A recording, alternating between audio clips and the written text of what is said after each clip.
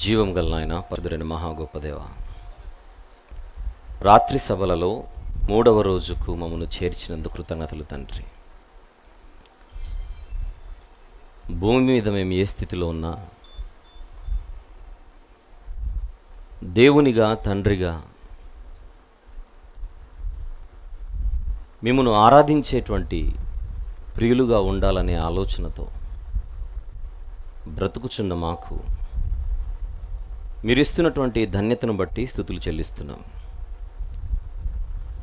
గత 2 దినాలుగా ఎన్నో విషయాలు మేము మాట్లాడుకున్నాము తండ్రి.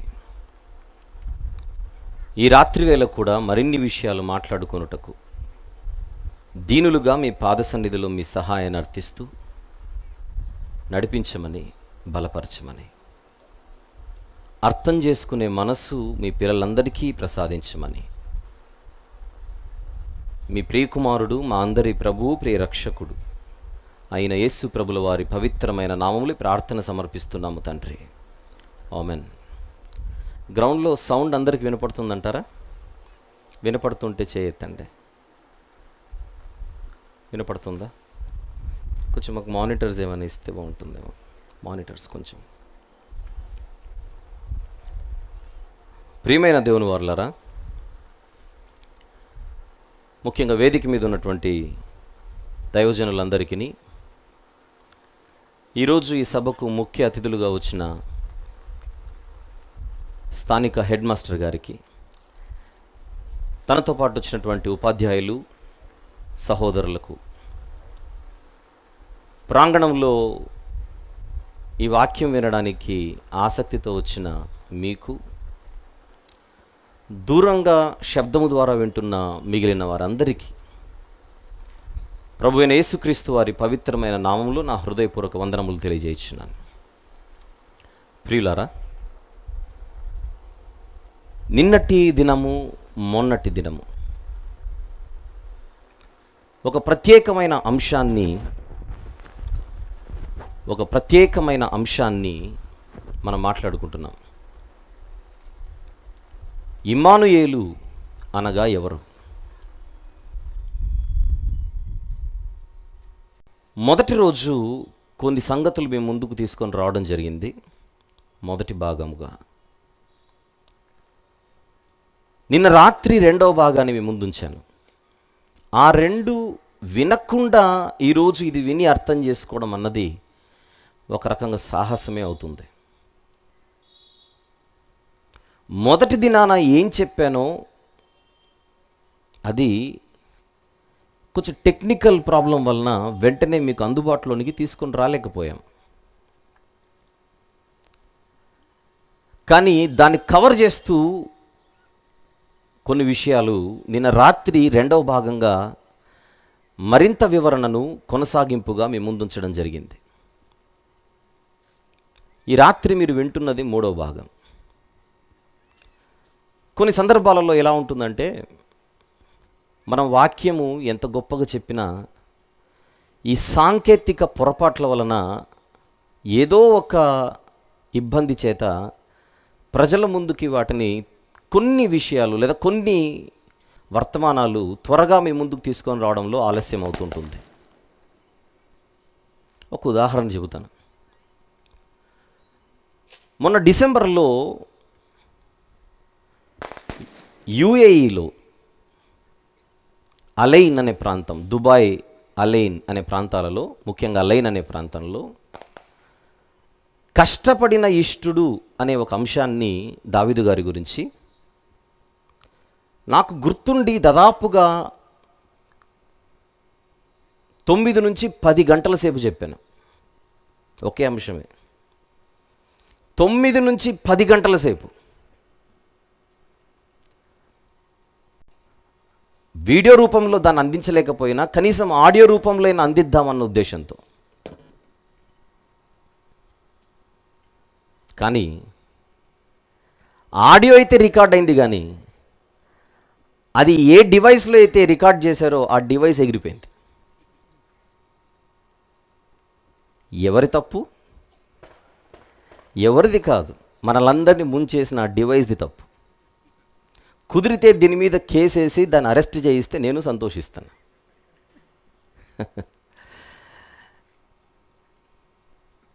మరొక మాట, ఈరోజు మీరు వింటున్న ఈ వర్తమానాలు కానీ, ఈరోజు మీరు వింటున్న పాటలు కానీ, చూస్తున్న పాటలు కానీ, వాటికి సంబంధించిన ట్రాక్స్ కానీ, ఇవన్నీ మనము ఉచితంగా ఆన్లైన్లో ఉంచుతున్నాం. ఒక పాటల ఆల్బమ్ చేయడానికి మాకు అయ్యే ఖర్చు ఒక్క ఆల్బమ్కి సుమారు 2 నుంచి 2.5 లక్షల రూపాయలు. కానీ అవి పాటలు కాదు, పాఠాలు కదా. ఇప్పుడు మీరు విన్నారు ఒక పాట, అది పాటగా మీకు అనిపించిందా, ఒక పాఠముగా అనిపించిందా చెప్పండి? It's a lesson. It's a lesson through a short song. People usually don't take much time to sit hours together to listen to the messages. ఒక గంట 2 గంటల పాటు చెప్పే వర్తమానాలని ఒక పాట రూపంలో చూపించి ముందుకు తీసుకొని వస్తే ఆలోచిస్తారు కదా అన్నది ఉద్దేశం. సుమారు 2 నుంచి 2.5 లక్షల రూపాయలతో ఒక ఆల్బమ్ చేసి దానిని విడుదల అయిన రెండో నిమిషానికి ఆన్లైన్లో ఉచితంగా పెట్టేస్తున్నాం. మనం ఆన్లైన్లో ఉచితంగా ₹1 తీసుకోకుండా, ప్రపంచంలో ఆరిన నేల మీద మీరు ఎక్కడున్నా వెంటనే డౌన్లోడ్ చేసుకునే అవకాశం. ఇప్పుడు మీరు చూసినది ఒక 3 నెలల కిందట విడుదలైన ఒక ఆల్బంలోని సాంగ్. అది ఈరోజు ఈ చిక్కాల మీటింగ్స్లో కూడా 5వ ఆల్బమ్ని విడుదల చేయాలన్న ఉద్దేశంతో మేము పనిచేసిన పాటలన్నీ పూర్తయిపోయాయి. ఒక టైటిల్ సాంగ్ మాత్రమే పాడవలసినటువంటి గాయకులు అందుబాటులో లేకపోవడం చేత అది పోయిపోయి టైటిల్ సాంగ్ అయిపోయింది. వేరే ఏ సాంగ్ అయినా సరే అని పక్కన పెట్టి విడుదల చేసే అవకాశం ఉంది, కానీ అసలు కథ అంతా దాని మీదే నడిచింది ఆల్బమ్. ఒక్క గాయకుని అందుబాటు లేకపోవడం చేత దాన్ని మీ ముందుకు తీసుకొని రాలేకపోతున్నాం. పైపెచ్చు లాస్ట్ మంత్ అంతా నేను కువైట్లో ఉండడం చేత, ఇలాంటి కొన్ని కారణాల వలన ఆ ఆల్బమ్ ఇప్పుడు మీ మధ్యకు తీసుకొని రాలేకపోతున్నాం. కానీ ప్రభు చిత్తం అయితే ఆగస్టు 15వ తారీఖున అది మీ ముందుకు తీసుకొని రావాలన్న ఆలోచనతో ప్రయత్నిస్తున్నాం. ఎందుకు చెబుతున్నానంటే, ఒకవేళ ఈరోజు ఇక్కడ విడుదల అయింటే నేను ఆమెన్ అనేసరికి మీకు ఆ పాటలు మీ చేతిలోకి వచ్చేవి. దానికి మేము పడిన ప్రయాసంతో మాకు తెలుసు.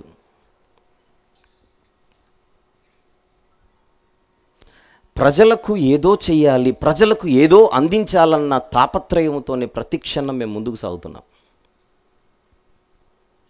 ఇలాంటి సాంకేతిక లోపాలు, మరికొన్ని కారణాలు, దాని చేత కొన్ని వర్తమానాలు ఆలస్యం అవుతాయి. అందులో భాగంగానే నిన్నగాక మొన్న నేను మాట్లాడిన ఇమ్మానుయేలు మొదటి భాగం. అయితే రాదండి అని భయపడకండి, ఉందండి, ఆన్లైన్లో లేదండి. దాన్ని మీకు అందించాలంటే ఈ బృందం వాళ్ళు నిద్రాహారాలు మాని ఆల్రెడీ వేరే పనులలో కష్టపడుతూ పని చేస్తున్నారు. వాళ్ళు ఫ్రీ అవ్వాలి. వచ్చేసిందా? నన్ను సరి చేస్తున్నారు. ఎప్పుడు వచ్చింది సార్? ఇప్పుడే వచ్చిందట, అది నాకు తెలియదు. సో ఇమ్మానుయేల్ గురించి ఇక గొడవ లేదు మనకు. మొదటి భాగం కూడా ఇప్పుడు ఆన్లైన్లో పెట్టేసామంటున్నారు. అలాంటివి ఎన్నో. ఈరోజు పగటి వేళ మీరు మీకా గ్రంథం వింటున్నారు. ఒక చిన్న మాట చెబుతాను. మలాకి గ్రంథం గురించి ఒక వివరణ ఇచ్చానని 8 భాగాలు, అది ఆన్లైన్లో ఉంది. మీరు నమ్మరు, అది ఎన్నిసార్లు ఎన్ని చోట్ల చెప్పినా రికార్డ్ అవ్వలేదు. ఇప్పుడు నేనే ఇక్కడ చెప్పి టక దిగి మళ్ళీ అక్కడ నొక్కి మళ్ళీ పైకి వచ్చి చెప్పలేనుగా. ఏవో పొరపాట్లు, ఒక్కొక్కసారి కేబుల్ లూజ్ అయింది. ఆ కేబుల్ లూజ్ అయిన సంగతి చెబుతున్నోడికి ఏం తెలుసు? అయిందిలే అనుకున్నాను,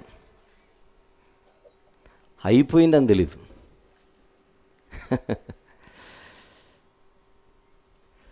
అలా ఉంటాయి. కానీ ఇప్పుడు తర్వాత మళ్ళీ మాట్లాడి తర్వాత మేము ముందుకు తీసుకొని రావడం జరిగింది.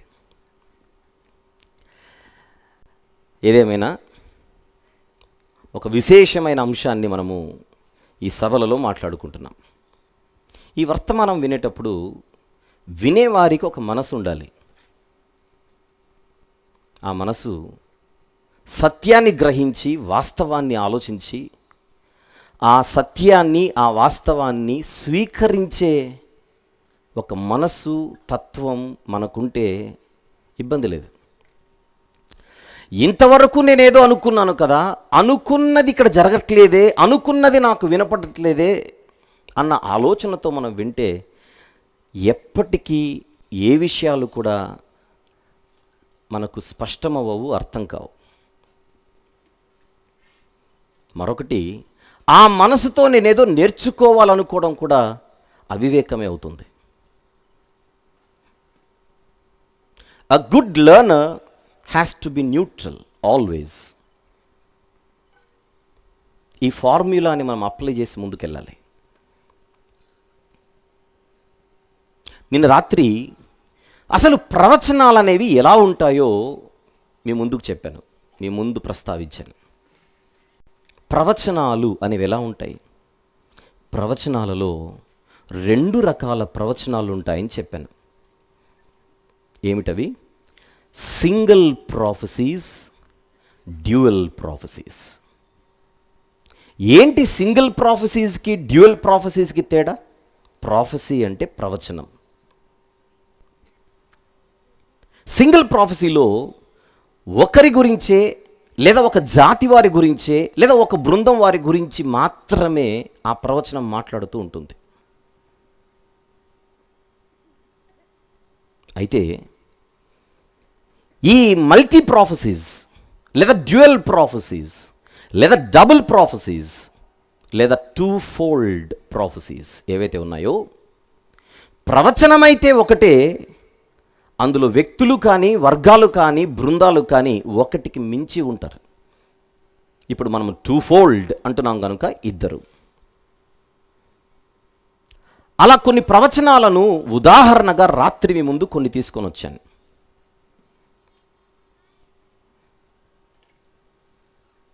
అది యెషయా గ్రంథము 7వ అధ్యాయము 14వ వచనం. తీద్దాం, బైబిల్ తెరిచి ఒకసారి చూద్దాం. వాక్య పఠనంగా గత 2 దినాలుగా మనం మాట్లాడుకుంటుంది అది. యెషయా గ్రంథము 7వ అధ్యాయము 14వ వచనం. కాబట్టి ప్రభువు తానే ఒక సూచన మీకు చూపును, ఆలకించుడి, కన్యక గర్భవతి అయి కుమారుని కని అతనికి ఇమ్మానుయేలను పేరు పెట్టెను. ఇమ్మానుయేలు. ఎవరి ఇమ్మానుయేలు? ఎవరి బాలుడు అని మనము ఆలోచించినప్పుడు అక్కడ సందర్భం, తర్వాత భవిష్యత్తులో మనము చూసిన, భవిష్యత్తులో తర్వాత వ్రాయబడినటువంటి మరొక పుస్తకం అదే బైబిల్లో, మత్తయి సువార్త. ఈ రెండిటిని మనం జాగ్రత్తగా పరిశీలించి చూస్తే ఈ ప్రవచనం సింగిల్ ప్రాఫెసీ కాదన్నమాట అని తేలిపోయింది. ఆ ప్రవచనంలో 2 బాలురు ఉన్నారు, ఆ ప్రవచనంలో 2 స్త్రీలు ఉన్నారు. నిన్న రాత్రి వినకపోతే మీకు అర్థం కాదు, అందుకే ఆన్లైన్లో వెంటనే పెట్టమని చెప్పాను. రాత్రంతా నేను రాత్రి ఎంతసేపు అయితే మాట్లాడానో అదంతా ఇప్పుడు నేను ప్రస్తావించలేను. 2 బాలురు, 2 స్త్రీలు. ఈ ప్రవచనము లక్షణం 2 భవిష్యత్తులను మాట్లాడుతోంది అని చెప్పాను. ఫ్యూచర్. ఏమిటా 2 భవిష్యత్తులు? ఒకటి నియర్ ఫ్యూచర్, 2 డిస్టెంట్ ఫ్యూచర్ లేదా అల్టిమేట్ ఫ్యూచర్.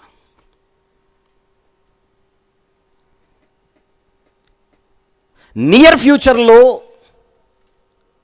పుట్టబోతున్న బిడ్డ యెషయా గారి కుమారుడిగా రాత్రి చూసాం. ఆ బిడ్డకు జన్మనివ్వబోయే తల్లి యెషయా గారి సతీమణిగా మన కళ్ళ ముందు కనబడింది. ఆవిడ కన్యకెలా అవుతుంది అన్న ప్రశ్న మీకు ఎప్పుడు పుడుతుందంటే, నిన్న రాత్రి వినకపోతే, నిన్న రాత్రిది మీరు వినకపోతే. అది వినాలి మరి. అందుకే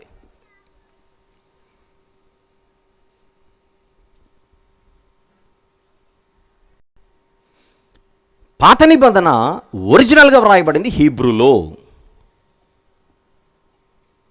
ఆ హీబ్రూ భాషలో కన్యకకు అసలు పేరు బెతూలా. యవ్వన స్త్రీకి హీబ్రూలోని పదం అల్మా. ఆ యెషయా 7:14లో హీబ్రూ భాషలో ఉన్నటువంటి పదజాలం అల్మా, కానీ బెతూలా కాదు. అది రాత్రి వివరణతో కూడుకున్నటువంటి విషయాన్ని నేను చెప్పాను, జస్ట్ ఇప్పుడు ప్రస్తావించాను. ఒక ఇమ్మానుయేలు, ఆ ఇమ్మానుయేలుకున్న అర్థాన్ని ఆ బాలుడు ఎలా క్యారీ చేశాడో రాత్రి మాట్లాడుకున్నాం. ఏమిటి ఇమ్మానుయేలు అనగా? దేవుడు మనకు తోడై ఉన్నాడు.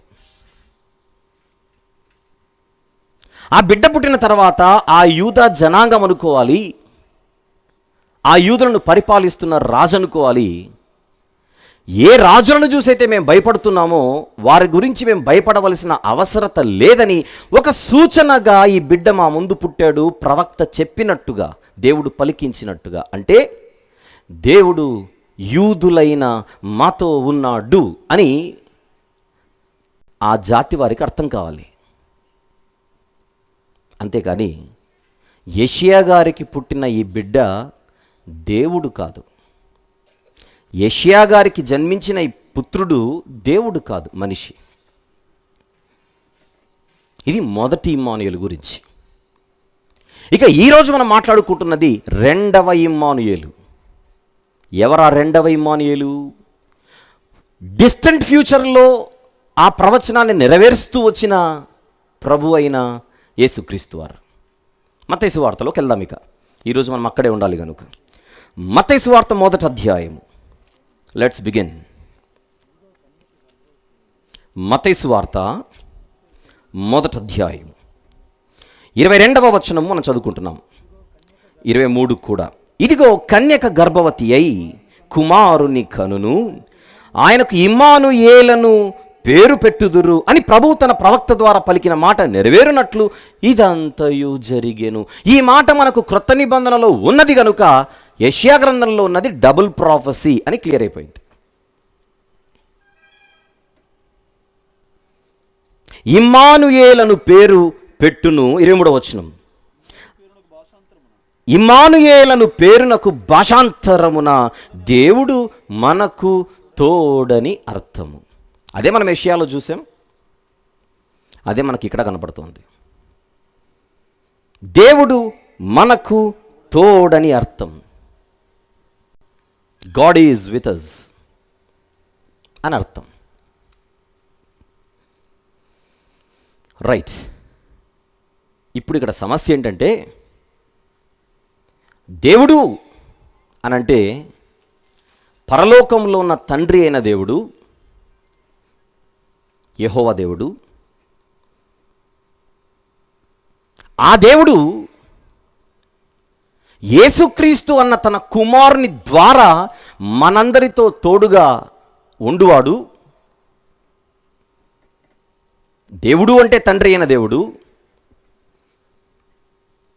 తండ్రి అయిన దేవుడు తన కుమారుడైన యేసుక్రీస్తు ప్రభుల ద్వారా మనతో తోడుగా ఉండువాడు గనుక దేవుడు అనగానే యెహోవా దేవుని మాత్రమే మనం దేవుడు అనాలి తప్ప కుమారుడైన యేసుక్రీస్తు ప్రభుల వారిని మనము దేవుడు అనకూడదు అనే ఒక చిన్న సిద్ధాంతం ప్రపంచమంతా ఉంది.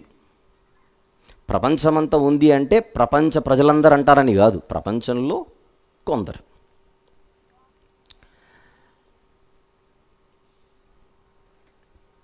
ఏంటి వాళ్ళ గోల్, వాళ్ళ ఉద్దేశం ఏంటి అని చూస్తే, వారు మాట్లాడే మాటలన్నీ మనం విన్న తర్వాత యేసుక్రీస్తు ప్రభుల వారు దేవుడైతే కాదు అని చెప్పడమే వారి ఉద్దేశం.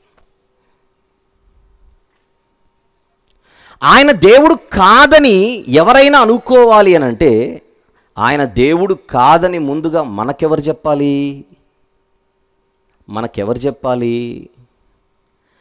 ఆయనను మన వరకు తీసుకొని వచ్చిన ఆయన మాటలు చెప్పాలి. అంతేనా? ఈ బైబిల్ను బట్టే కదా మనందరికీ ఆయన పరిచయం అయింది. ఈ వాక్యమే కదా ఆయన గురించి మనతో మాట్లాడుతున్నది. ఈ వాక్యానే కదా మనం నమ్మవలసింది. మరి బైబిల్లో ఈ 66 పుస్తకాలలో ఎక్కడ కూడా యేసు ప్రభుల వారు దేవుడు కాదు అని ఒక్క మాట లేదు. పైపెచ్చు ఆయన దేవుడని ఉందో లేదో ఒక్కసారి చూద్దాం. అది చూసి మనం ఇక్కడికి వద్దాం. మీకు తెలుసు, అయినా చూపిస్తాను సందర్భం కనుక. కమాన్. రాత్రి చెప్పాను, అప్పుడు చూపించలేదు, ఇప్పుడు చూసి మనం మాట్లాడుకుందాం. రోమీలకు రాసిన పత్రిక 9వ అధ్యాయం. రోమీలకు రాసిన పత్రిక 9వ అధ్యాయం 5వ వచనం. 5వ వచనం. పితరులు వీరివారు శరీరమును బట్టి క్రీస్తు, ఆయన గురించి నేను మాట్లాడుచున్నది, క్రీస్తు వీరిలో పుట్టెను. మరి ఎవరైనా? ఈయన సర్వాధికారి అయిన దేవుడై ఉండి నిరంతరము స్తోత్రార్హుడై ఉన్నాడు. ఒకవేళ నమ్మరేమో అని పక్కన ఒక మాట రాశాడు, ఆమెన్. ఆమెన్ అంటే అర్థం ఏంటి? అవును, ఇట్ ఈస్ ట్రూ, సత్యం, అలాగు జరుగునుగాక అనేది వేరే అర్థం. ఆమెనుకున్న వేరే అర్థాలు కూడా ఉన్నాయండోయ్. ఆమెన్ అంటే ఏంటో తెలియాలంటే నేను ఆమెన్ అనగానేమి అని ఒక పాఠం చెప్పాను. అది వింటే మొత్తం పిక్చర్ అర్థమవుతుంది. ఆమెన్ అంటే అర్థం ఏంటి? ఇట్ ఈస్ ట్రూ, ఇది సత్యం, ఇది సత్యం.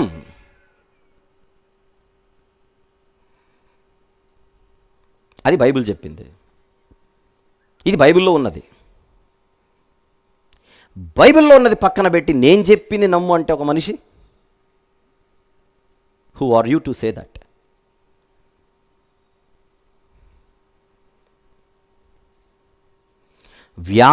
వ్యాకరణానుసారంగా మీరు మాట్లాడినా లేదా ఇంకేదో కోణంలో తీసుకొని వచ్చి మాట్లాడినా ఆ వర్షన్ ఇక్కడ చెల్లదు.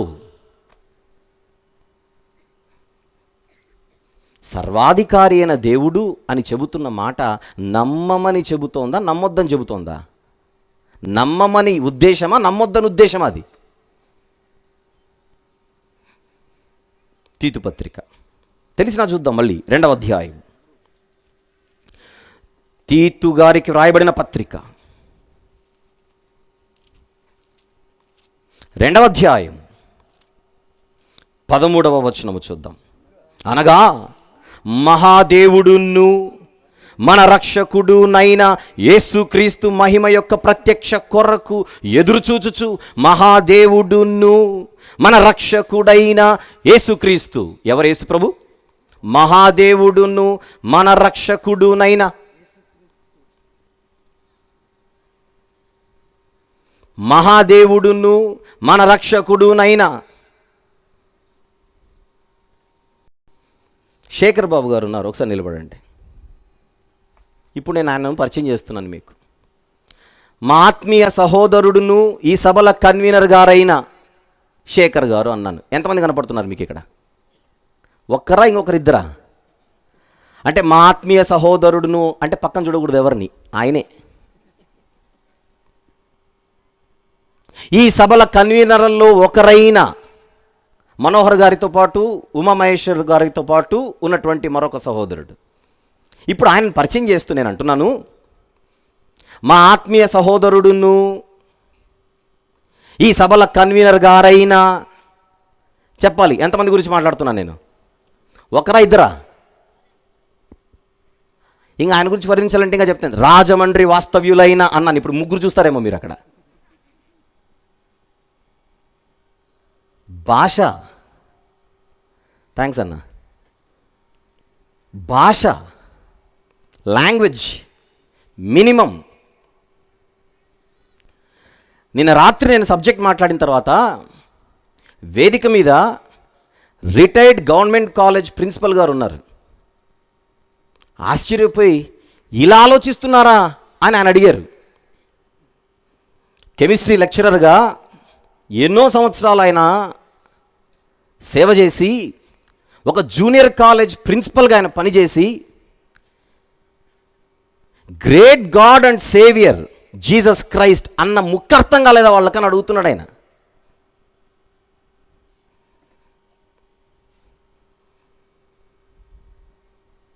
బైబిల్లో ఆయన దేవుడు అది బైబిల్ చెబుతోంది. కాదు, ఎవరిది నమ్మాలి, ఏది నమ్మాలి? చూద్దాం. ఇంకొకటి, యోహాను సువార్త 1వ అధ్యాయం 1వ వచనం. యోహాను సువార్త 1వ అధ్యాయం 1వ వచనం. ఆదియందు వాక్యం ఉండెను, వాక్యము దేవుని యొద్ద ఉండెను, దేవుని యొద్ద ఉండెను అంటే తండ్రి అయిన దేవుని యొద్ద, తండ్రి అయిన దేవుని యొద్ద ఉండెను, ఆ వాక్యము దేవుడై ఉండెను. ఉండేనంటే ఒకప్పుడు దేవుడుగా ఉన్నాడేమో, ఇప్పుడైతే కాదని కాదు అక్కడ అర్థం. అలాంటి దేవుడు మనందరి కోసం నరుడై వచ్చాడు. అది 14వ వచనం. ఆ వాక్యము శరీరధారి అయి కృపా సత్య సంపూర్ణుడిగా మన మధ్య వసించెను. కానీ లోకం గుర్తించలేదు ఆయన్ని, స్వకీయులే ఆయనను గుర్తించలేదు ఆయన్ని. అది యోహాను గారి ఇంటెన్షన్. నరుడైన దేవునిని గుర్తించని ప్రపంచం ఇది. అది సబ్జెక్ట్ అక్కడ. ఇలాంటి వచనాలు ఆయనను దేవునిగా మనకు పరిచయం చేస్తుంటే కాదు కాదు కాదు అని ఎవరి జీవితాలతో ఆడుకోవాలని. ఇప్పుడు వాళ్ళు మారాలని కాదని ఇక్కడ మాట్లాడుతోంది. ప్రపంచమంతా ఉంది ఇలాంటి సిద్ధాంతం. అలాంటి వారి మాటలకు ఎవరు కూడా విశ్వాసంలో బలహీనులు కాకుండా ఉండడానికి తీసుకొని వస్తున్న మాటలు. పైపెచ్చు ఈ అవకాశాన్ని బట్టి మీరు ఎన్నో విధాల వివరణలు మీరు వినగలుగుతున్నారు.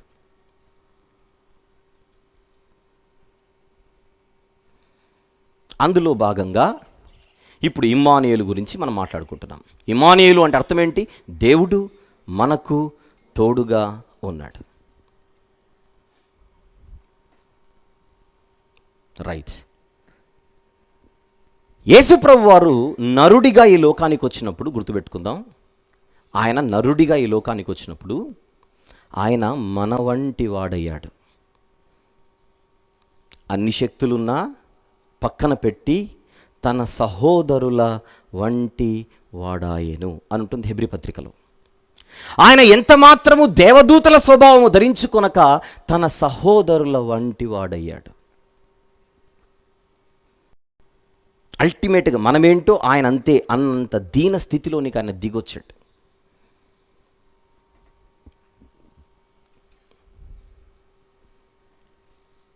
అలాంటి ఆయనకి తండ్రి అయిన దేవుడు తోడుగా ఉండి ఆయన నడిపించాడు. దాని గురించి అపోస్తలుల కార్యంలో ఉన్న ఒక మాట చూద్దాం. అపోస్తలుల కార్యములు 10వ అధ్యాయం. అపోస్తలుల కార్యములు 10వ అధ్యాయం 38వ వచనములో 2వ భాగాన్ని మనం చూద్దాం. దేవుడు ఆయనకు తోడై ఉండెను గనుక ఆయన మేలు చేయుచు అపవాది చేత పీడింపబడిన వారిని అందరినీ స్వస్థపరచుచు సంచరించుచుండెను అన్న ఈ పోర్షన్లో దేవుడు ఆయనకు తోడై ఉండెను గనుక, ఎవరికి ఎవరు తోడై ఉన్నాడు? తండ్రి అయిన దేవుడు కుమారుడైన యేసుక్రీస్తు ప్రభుల వారికి తోడుగా ఉన్నాడు గనుక ఆయన ఈ కార్యాలన్నీ చేశాడని తండ్రిని గురించి ప్రస్తావిస్తూ చెప్పిన మాట అది. ఇప్పుడు ఈ వచనాన్ని చూపించి మాట్లాడుతున్న మాట, ఈరోజు మనం మాట్లాడేటప్పుడు నా కోసం ప్రాణం పెట్టి సమాధి చేయబడి తిరిగి లేచిన మన కోసం ఆయన మనతో ఎప్పుడు ఉంటాడు, మనకు ప్రాబ్లం లేదు అని నేను అన్నాను అనుకోండి. యేసుక్రీస్తు వారు మనకు తోడుగా ఉంటాడు, నో ప్రాబ్లం అని నేను అన్నాను అనుకోండి. వీళ్ళు చెబుతున్న మాట అపోస్తలుల కార్యములు 10:38 చూపించి ఈయనకే ఆయన తోడు అవసరమైతే ఈయన తోడు మనకేంటి అని అడుగుతున్నారు. తెలుగు వచ్చిన వారికి నేను చెప్పిన మాట అర్థమైంది అని అనుకుంటున్నాను. అపోస్తలుల కార్యములు 10:38 చూపించి ఈయనకే ఆయన తోడు అవసరమైతే ఈయన తోడు మనకేంటి అని అడుగుతున్నారు. అంటే ఈయన తోడు మనకు అవసరం లేదు అనేది భావన.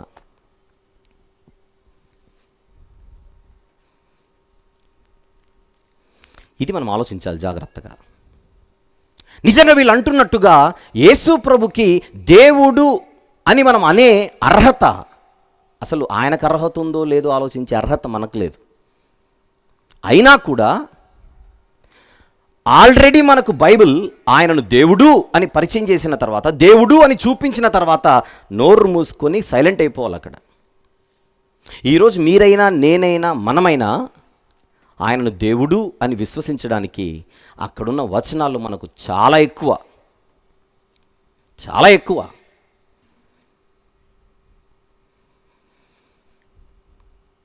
ఈ సందర్భంగా ఒక మాట చెబుతున్నాను అందరికీ. ఎవరైనా యేసుక్రీస్తు వారు స్ట్రైట్గా చెప్పాడా అని అడిగితే ఈ ఆన్సర్ జాగ్రత్తగా వినాలి మీరు. బైబిల్లో ఎక్కడైనా స్ట్రైట్గా చెప్తే నమ్ము, స్ట్రైట్గా చెప్పకపోతే నమ్మొద్దన్న రెఫరెన్స్ చెప్పండి నాకు. అర్థమైందా మాట? నువ్వు స్ట్రైట్గా చెబితేనే నమ్ము, స్ట్రైట్గా చెప్పకపోతే నమ్మొద్దు అని ఒక్క రెఫరెన్స్ చూపండి, ఆ క్వశ్చన్ నేను ఆన్సర్ చెప్తాను. ఈరోజు మీకా గ్రంథం చెప్పేటప్పుడు ఒక వచనం చూపించాను, ఆ వచనం తీద్దాం ఒకసారి. ద్వితీయోపదేశకాండము తీద్దాం ఒకసారి. 32వ అధ్యాయం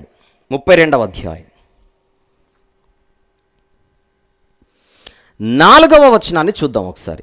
32:4 ఆయన అంటే యెహోవా దేవుడు ఆశ్రయదుర్గముగా ఉన్నాడు, ఆయన కార్యము సంపూర్ణము, ఆయన చర్యలన్నీ న్యాయములు, ఆయన నిర్దోషి అయి నమ్ముకొనదగిన దేవుడు. ఎవరు చెప్పారు ఈ మాట? మొదటి వచనంలో పై వచనాన్ని కూడా మనం చూస్తూ 31వ అధ్యాయంలోని చివరి పోర్షన్ చదివితే, అప్పుడు మోషే ఇశ్రాయేలీల సర్వసమాజం యొక్క వినికిడిలో ఈ కీర్తన మాటలు శాంతముగా పలికెను. మోషే గారు చెబుతున్నారు యెహోవా దేవుని గురించి.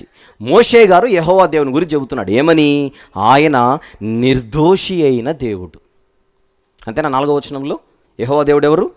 నిర్దోషి అయిన దేవుడు. ఎంతమంది నమ్ముతున్నారు చేయొద్దంటే ఈ మాట? యెహోవా దేవుడు నిర్దోషి అయిన దేవుడు అని నమ్ముతున్న వాళ్ళు చేయెత్తారా? ఇప్పుడు నేను అడుగుతున్నా, ఎక్కడ చెప్పాడు యెహోవా దేవుడు స్ట్రైట్గా? అడుగుతున్నా నేను, స్ట్రైట్గా ఎప్పుడు చెప్పాడు? నేను నిర్దోషి అయిన దేవుడను. ఆ ముక్క నాకు చూపించండి బైబిల్లో ఎక్కడైనా. ఆదికాండం నుండి ప్రకటన గ్రంథం వరకు ఆ ఒక్క ముక్క చూపించండి. యెహోవా దేవుడు అనాలి నేను నిర్దోషి అయిన దేవుడను. ఆ ముక్క చూపించండి స్ట్రైట్గా చెప్పిన మాట. స్ట్రైట్గా చెబితే నమ్ము, చెప్పకపోతే నమ్మకు. ఈ పంచాయతీ లేదు బైబిల్లో. That's not even a question to answer.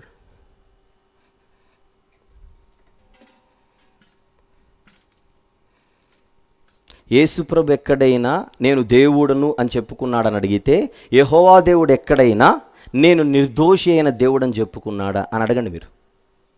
మీకు క్లూ ఇచ్చాను, ఇంకా 100 వస్తాయి ప్రశ్నలు. ఇక క్లూ ఇచ్చాను, 100 రావాలి. ఇక క్రియేట్ చేయండి అంతే.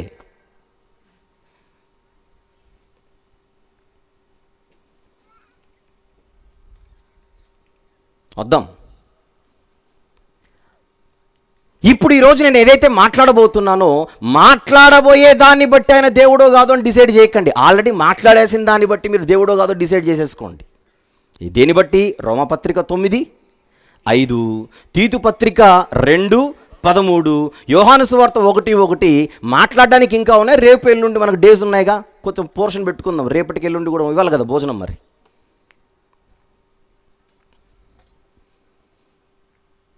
కనుక ఇప్పుడు ఆయన దేవుడు అని నిరూపించే ప్రయత్నం కాదు నేను చేస్తోంది. ఒక రకంగా మాట్లాడితే మీకు ఒక అడిషనల్ ఇన్ఫర్మేషన్ ఇస్తున్నాను అంతే. ఆ మైండ్తోనే వినండి.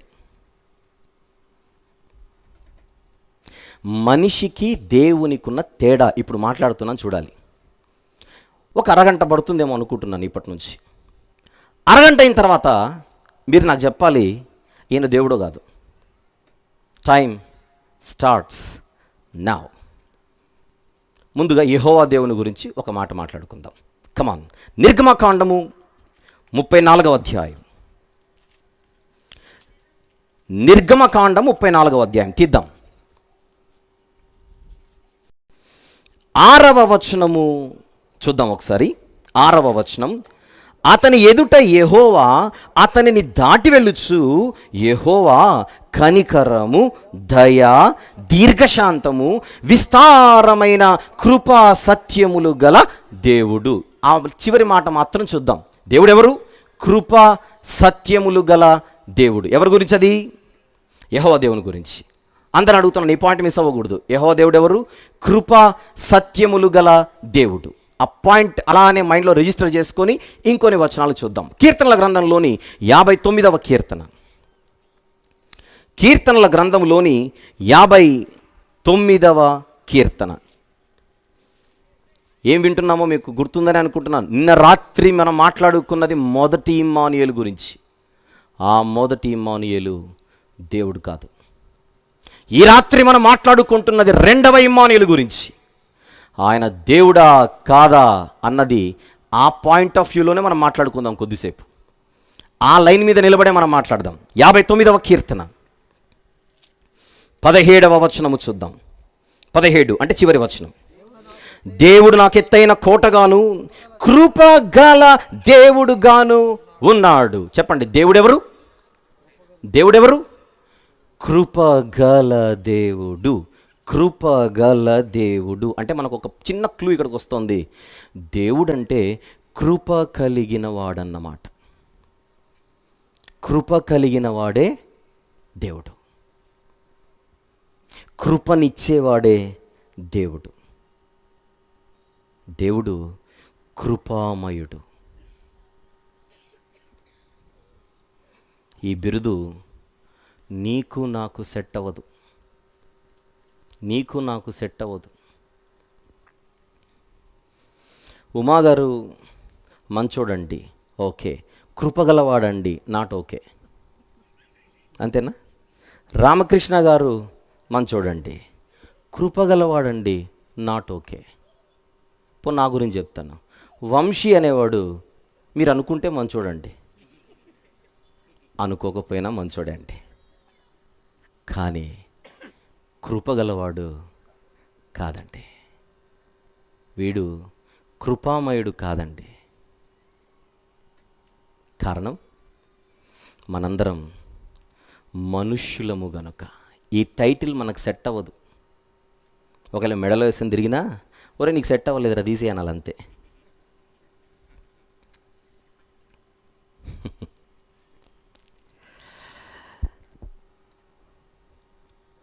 లక్షణం నంబర్ 1 దేవుని గురించి చెప్పండి. దేవుడెవరు? కృప గలవాడు. కుదిరితే నాకు వినపడేలా చెప్పండి. దేవుడెవరు? మనిషి ఎవరు? కృప గలవాడైతే కాదు. ఆ బిరుదు వాడికి సెట్ అవ్వదు. ఇది point number 1, quality number 1, trait number 1. మీ ఇష్టం ఎలానా రాసుకోండి. లక్షణం నంబర్ 1 అని తెలుగు రాసుకోండి, ఇంకా పంచాయతీ ఉండదు. రైట్. అయితే నెహెమ్యా గారు దేవుణ్ణి ఎలా వర్ణిస్తున్నాడో ఒకటి చూద్దాం. 2వ అధ్యాయం, నెహెమ్యా గ్రంథము 2వ అధ్యాయం 8వ వచనములో చివరి మాట మనం చూద్దాం. నెహెమ్యా గ్రంథము 2వ అధ్యాయం 8వ వచనంలోని చివరి మాట, నాకు తోడుగా ఉండి. ఆ పోర్షన్ అందరు గమనించండి. చివరి మాట, నాకు తోడుగా ఉండి నాకు కృప చూపుచున్న నా దేవుడు. నా దేవుడు ఎవరు? నెహెమ్యా గారు చెబుతున్నమాట. దేవుడెవరు? దేవుడెవరు అన్న ప్రశ్నకు సమాధానం, నాకు తోడుగా ఉండువాడు. నెక్స్ట్, నాకు కృప చూపువాడు. నాకు తోడుగా ఉండువాడు, నాకు కృప చూపువాడు. తోడుగా మాత్రమే ఉంటే దేవుడు కాలేడు, కానీ తోడుగా ఉండి ఆయనకి ఇంకొక లక్షణం ఉండాలి. ఏమిటది? కృప చూపువాడై ఉండాలి. అసలు కృప అంటే అర్థం ఏంటో చెప్పనా? నాకు తెలిసి ఈరోజు మధ్యాహ్న వేళలో మొదటి తరగతి సహోదరుడు జేమ్స్ చెప్పినట్టున్నాడు కృప గురించి. ఆమె రైట్? ధర్మశాస్త్రము ఎక్కడికి నడిపిస్తున్నదో ఆ సందేశములోని సారాంశం కృప. కృప అంటే అర్హత ఉన్నవాడు అర్హత లేని వారికి ఉచితంగా ఇచ్చేది. దాన్నే గ్రేస్ అని అంటాం. ఏంటి గ్రేస్ అంటే? ఏంటి కృప అంటే? Something you get for free even though you don't deserve to get. నీకు అర్హత లేదు కానీ ఆయన నీకు ఉచితంగా ఇస్తున్నాడు. దాని పేరే కృప. దాని పేరే కృప. నా భార్యకు నేను తోడుగా ఉండొచ్చు, నా తండ్రి నాకు తోడుగా ఉండొచ్చు, నా స్నేహితులు నాకు తోడుగా ఉండొచ్చు. మనం కూడా ఒకరికొకరికి తోడుగా ఉంటాం. తోడుగా ఉంటే దేవుళ్ళు కాదు, తోడుతో పాటు తోడుగా ఉన్నవాడికి ఏ లక్షణం ఉండాలి, ఏ అర్హత ఉండాలి, ఏ స్టాండర్డ్ ఉండాలి, ఏ స్థాయి ఉండాలి? కృపనిచ్చువాడై ఉండాలి. అప్పుడే దేవుడు అవుతాడు.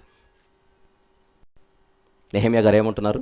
నాకు 8వ వచనం, తోడుగా ఉండి నాకు కృప చూపుచున్నవాడు నా దేవుడు. ఈ రెండు తీసుకొని వెళ్దాం. ఈ రెండు తీసుకొని ఇక మాట్లాడదాం. జాగ్రత్తగా చెప్పాలి. దేవునికి ఈరోజు మనం మాట్లాడుకుంటున్నట్టుగా ఎన్ని లక్షణాలు ఉండాలి? ఒక 2. ఈరోజు 2 పాయింట్లు తీసుకుందాం.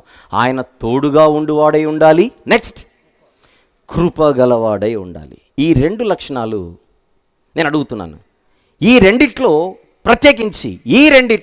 ప్రత్యేకించి కృప అండ్ తోడు, కృప అండ్ తోడు, ఈ కాంబినేషన్ అడుగుతున్నాను. ప్రశ్న, చిన్ననాటి నుంచి మీరు బైబిల్ ఎన్నిసార్లు చదివి వింటారో నాకు తెలియదు. మీరు చూసిన ఈ గ్రంథములో ఎక్కడైనా ఎంత పేరు మోసిన భక్తుడి గురించైనా, ఎంత పేరు మోసిన ప్రవక్త గురించైనా ఆయన కృప మనకుంటే చాలు అన్నట్టుగా ఏ మాటైనా మీరు చదివారా, విన్నారా? ఎగ్జాంపుల్ చెప్తాను. అబ్రహాము గారు గొప్పోడు. ఆయన గురించి మాట్లాడేటప్పుడు ఎప్పుడైనా ఎవరైనా అన్నట్టుగా అబ్రహాము కృప నీకుంటే చాలు. ఎప్పుడైనా విన్నారు ఈ మాట? అడుగుతున్నాను మిమ్మల్ని. అబ్రహాము కృప మీకుంటే చాలు అని ఎక్కడైనా చదివారా? ఏ పాస్టర్ గారైనా అంటే విన్నారా? ఆ మాట ఎవరు అనరు, బైబిల్లో ఎక్కడా లేదు. అబ్రహాము కృప, ఇస్సాకు కృప, మోషే కృప, యెహోషువ కృప, దానియేలు కృప, దావీదు కృప, యెహెజ్కేలు కృప, మలాకి కృప, యెషయా కృప, ఇర్మియా కృప, పేతురు కృప, పౌలు కృప, అపొల్లో కృప. అడుగుతున్నాను, ఇప్పుడు నేను మాట్లాడుతున్న ఈ పదజాలం ఏమైనా మ్యాచ్ అయిన కాంబినేషన్? ఇది సెట్ అయిందా? కృప అన్న పదం అబ్రహాంకు సెట్ అయిందా అని అడుగుతున్నాను ఈరోజు. కృప అన్న పదం దానియేలు గారికి సెట్ అయిందా అని అడుగుతున్నా నేను. కృప అనే పదం దావీదు గారికి సెట్ అయిందా అని అడుగుతున్నా నేను.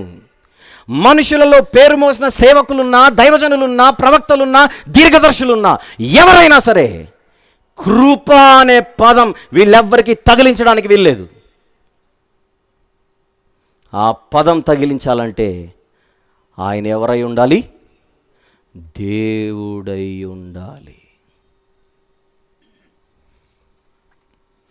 ఇప్పుడు చూపిస్తాను వచనాలు చూడండి సరదాగా. రోమీలకు రాసిన పత్రిక, కాంబినేషన్ మిస్ అవ్వకూడదు మీకు ఇక. రోమీలకు రాసిన పత్రిక 16వ అధ్యాయం, రోమా పత్రిక 16వ అధ్యాయం 24వ వచనం జాగ్రత్తగా చూద్దాం అందరం కలిసి. 24వ వచనం, మన ప్రభువైన యేసు క్రీస్తు కృప మీకు తోడైయుండునుగాక. తోడైయుండునుగాక. ఏది తోడుండాలట మనకు? చెప్పండి. ప్రభువైన యేసు క్రీస్తు కృప. ఎవరికైనా ఇబ్బంది ఉందా వినడానికి? పొరపాటున ఇందాక అబ్రహాము కృప అంటే ఇబ్బంది పడ్డారు, మోషే కృప అంటే ఇబ్బంది పడ్డారు, యెహెజ్కేలు కృప అంటే మీకు వినడానికి మనసు లేదు. కానీ ఇది చదువుతుంటేనే ఆనందం కలగట్లేదు. ప్రభు అయిన యేసు క్రీస్తు కృప మీకు తోడై ఉండునుగాక. ఒక్కటి సరిపోదేమో, కొంచెం పెంచుదాం. కొరింథీ మొదటి పత్రిక, కొంచెం స్పీడ్గా ఉండండి. కొరింథీ మొదటి పత్రిక చివరి అధ్యాయం 16వ అధ్యాయం 23వ వచనం చూద్దాం. 23వ వచనం, యేసుక్రీస్తు కృప మీకు తోడయుండును గాక. ఉందా? ఏ పత్రికను చూసినా ఎండింగ్లో ఏముంటుందో గమనిద్దాం జాగ్రత్తగా. కొరింథీ 2వ పత్రిక 13వ అధ్యాయము 14వ వచనం, చివరి వచనం, ప్రభువైన యేసుక్రీస్తు కృప, దేవుని ప్రేమ, పరిశుద్ధాత్మ సహవాసము మీకందరికీ తోడయుండును గాక. రాసింది నేను కాదే, నేనా రాసింది? అది ఎవరు రాసింది? ఇది పరిశుద్ధాత్మ ప్రేరణ చేత అపోస్తులుడైన పౌలు గారు రాస్తున్న మాటలు అవి. ఆయన అడగండి ఇప్పుడు ఏమని? అపోస్తుల కార్యములు 10:38 ప్రకారంగా ఈయనకే ఆయన తోడుంటే ఈయన తోడు మనకెందుకని అది చదివానండి. ఇది చదివానండి. ఇప్పుడు ఈ రాసిన వాళ్ళందరూ పిచ్చోళ్ళే. మరి ఒక 3 నిమిషాల కంటే తక్కువ వ్యవధిలోనే ఒక అద్భుతమైన కంక్లూజన్ బైబిలే మనకిస్తుంది చూద్దాం. గలతీ పత్రిక 6వ అధ్యాయము 18వ వచనము చూద్దాం. సహోదరులారా, మన ప్రభువైన యేసు క్రీస్తు కృప మీ ఆత్మతో ఉండునుగాక. శరీరంతోనే కాదు, దేనితో ఉండాలి? ఆత్మతో ఉండునుగాక. ఫిలిప్పీ పత్రిక 4వ అధ్యాయము 23వ వచనం. ఫిలిప్పీ పత్రిక 4:23, ప్రభువైన యేసు క్రీస్తు కృప మీ ఆత్మతో ఉండునుగాక. నాకు తెలియక అడుగుతున్నాను, చెప్పండి. అదేంటో ఇక్కడెక్కడ కూడా తండ్రి అయిన దేవుని కృప అని రాయలేదు. ఓహో, ఈ లెక్కన ఆయన కృప మనకు అవసరం లేదేమో. అలా ఆలోచిద్దామా? ఉదాహరణకు ఒక్కసారి వెనక్కి వెళితే ఇంతకుముందు మనకు 3 వచ్చారు అక్కడ. ఎవరెవరు? కొరింథీ 2వ పత్రిక 13-14లో సరదాగా ఒకటి ఆలోచిద్దాం. ఇక్కడ కొరింథీ 2వ పత్రిక 13-14లో చదువుకున్నది మళ్ళీ చదువుదాం. ప్రభువైన యేసుక్రీస్తు కృపయు, నెక్స్ట్, దేవుని ప్రేమయు, అంటే తండ్రి అయిన దేవుని ప్రేమయు, పరిశుద్ధాత్మ సహవాసమును మీకందరికీ తోడయుండునుగాక. ఇప్పుడు నేను ఆలోచిస్తున్నాను, నాకు కృప మాత్రం యేసుప్రభు ఇవ్వాలి, ప్రేమ మాత్రం తండ్రి ఇవ్వాలి, సహవాసం మాత్రం పరిశుద్ధాత్ముడు ఇవ్వాలి, అంతే. పొరపాటున యేసుప్రభు నేను సహవాసం చేస్తానరా అంటే వద్దు. ఎందుకంటే కొరింథీ 2వ పత్రిక 13-14లో సహవాసం చేస్తే పరిశుద్ధాత్ముడు చేయాలి, నువ్వు రాకూడదు అందామా?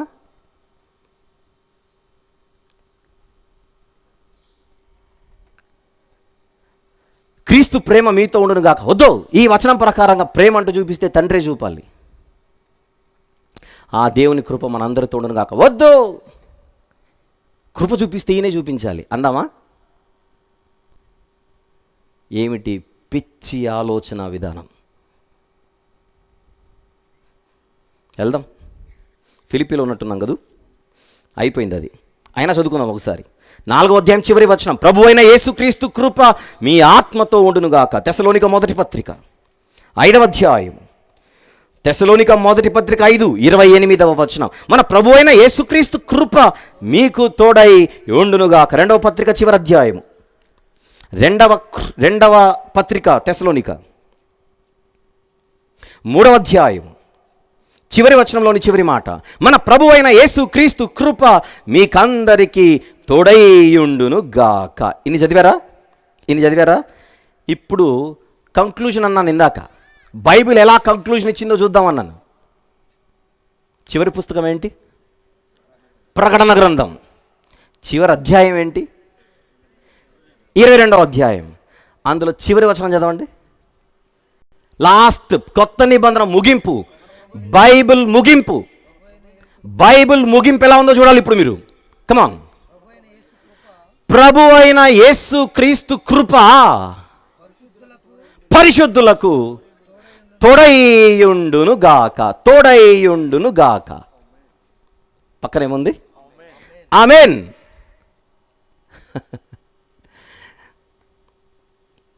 పౌలు గారి పుస్తకాలలో అదే మాట, యోహాను గారి పుస్తకంలో అదే మాట. ఇప్పుడు అడుగుతున్నాను అందరినీ, ఇంతమంది ప్రజల ఎదుట ఇవన్నీ పెట్టి ఒక మాట, నాకు యేసుక్రీస్తు వారి కృప అవసరం అన్నోళ్ళందరూ చేయొద్దండి. నా మాట విన్నోళ్ళందరూ చేయొద్దండి. తెలుగు వచ్చిన వాళ్ళందరూ చేయొద్దండి. అమ్మయ్య. నెక్స్ట్, ఆయన తోడు నాకు అవసరం అన్నోళ్ళు చేయొద్దండి. ఇప్పుడు మీరందరూ ఏం ఒప్పుకున్నట్టు చెప్పండి. ఇప్పుడు మీరందరూ ఏం ఒప్పుకున్నట్టు చెప్పండి. దేవునికి ఏ లక్షణాలు ఉండాలి? ఆయన కృప చూపువాడై ఉండాలి. 2, ఆయన తోడుగా ఉండువాడై ఉండాలి. ఈ 2 లక్షణాలు ఉన్నవాడు కౌన్ హై? దేవుడు హై. సింపుల్గా తేలిపోలేదు? ఇప్పుడు ఇంకొక అబ్బురపరిచే మాట చెబుతాను. అబ్బురపరిచే మాట. వావ్, అర్థమైనట్టుగా అలా అనిపిస్తుంది. ఏంటి అర్థం కాకపోతే ప్రశ్న అది. చూద్దామా? నిర్గమకాండం 34. మళ్ళీ అక్కడే మొదలుపెట్టాం ఇందాక. నిర్గమకాండం 34 6వ వచనం మళ్ళీ చూద్దాం ఒకసారి. యెహోవా దేవుని గురించి. అతని ఎదుట యెహోవా దాటి వెలుచు, యెహోవా కనికరము, దయ, దీర్ఘశాంతము, నెక్స్ట్ విస్తారమైన కృపా సత్యములు గల దేవుడు. అడుగుతున్నాను ప్రశ్న ఇప్పుడు. దేవుడు ఎవరు? కృపా సత్యములు గల దేవుడు. ఆమె రైట్? అదేనా మనం చదువుకుంది? నిర్గమ 34:6 వచనం ప్రకారంగా, నిర్గమకాండం 34వ అధ్యాయం 6వ వచనం ప్రకారంగా దేవుడు ఎవరు? కృపా సత్యములు గల దేవుడు. అంటే ఆయనను దేవుడు అని మనం అనాలంటే ఆయనకి ఏ గుణం ఉండాలి? కృపా సత్యములు అనే గుణాలు ఆయనకు ఉండాలి. అంటే కృపా సత్యములు గలవాడు ఎవరవుతాడు? దేవుడు అవుతాడు. అది మనసులో పెట్టుకొని ఇప్పుడు జస్ట్ అలా యోహాను సువార్తకు వచ్చేయండి, తీద్దాం. తెలిసిందే, 1వ అధ్యాయం 1వ వచనం. మళ్ళీ యోహాను సువార్త 1వ అధ్యాయం 1వ వచనం. ఆదియందు వాక్యం ఉండెను, వాక్యము దేవుని యొద్ద ఉండెను, వాక్యము దేవుడై ఉండెను. ఆ వాక్యము 14వ వచనం. కమాన్.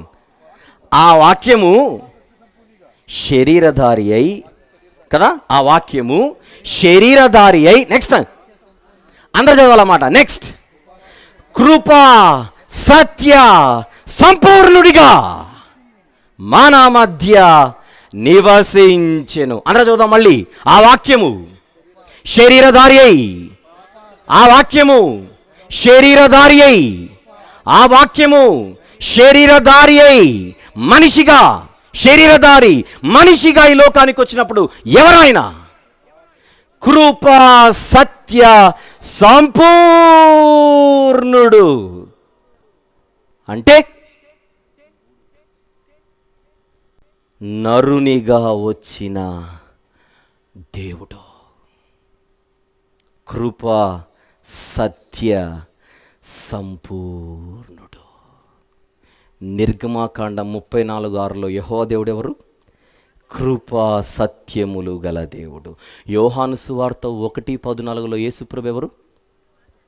కృపా సత్యములు గలవాడు. ఏం చదువుతున్నారు Bible? Is this what you study? Is this what you preach? Is this what you ask people to believe?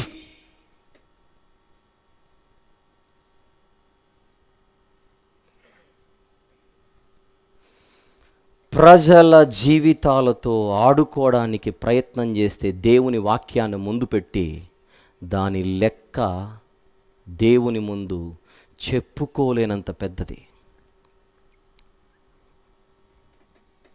ఎంత భయంకరంగా వాక్యాన్ని వక్రీకరించి ఏదో మభ్యపెట్టాలన్న ఈ ప్రయత్నాన్ని ఎంత త్వరగా మానుకుంటే అంత మంచిది. మీరు ఆడుతుంది మనుషులతో కాదు, వాక్యంతో. అట్ ద సేమ్ టైం యేసు ప్రభు తండ్రి అయిన దేవునికి కుమారుడు అని లేదా బైబిల్లో? తండ్రి అయిన దేవునికి ప్రియ కుమారుడు అని లేదా బైబిల్లో? ఎవరు లేదన్నారు? ఎవరు కాదన్నారు?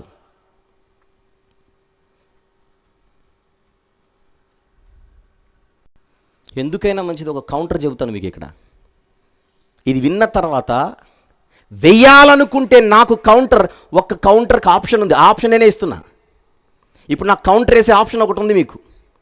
మీకు కాకపోయిన ఎవరికైనా ఆ ఆప్షన్ నేనే ఇస్తున్నా. మీకు ఐడియా వచ్చిందో లేదో, క్లూ వచ్చిందో లేదో నేనే ఇస్తాను. అది కూడా వంశీ గారు ఏదో బాగా అరిచి చెప్పారే కానీ యేసుక్రీస్తు కృప మనకు తోడుగా ఉండడం అంటే ఆ కృప ఆయనది కాదు, యెహోవా దేవుడే కుమారుని ద్వారా ఇచ్చే కృప, అంతేగాని కృప ఈయనదేం కాదు అని అంటారు.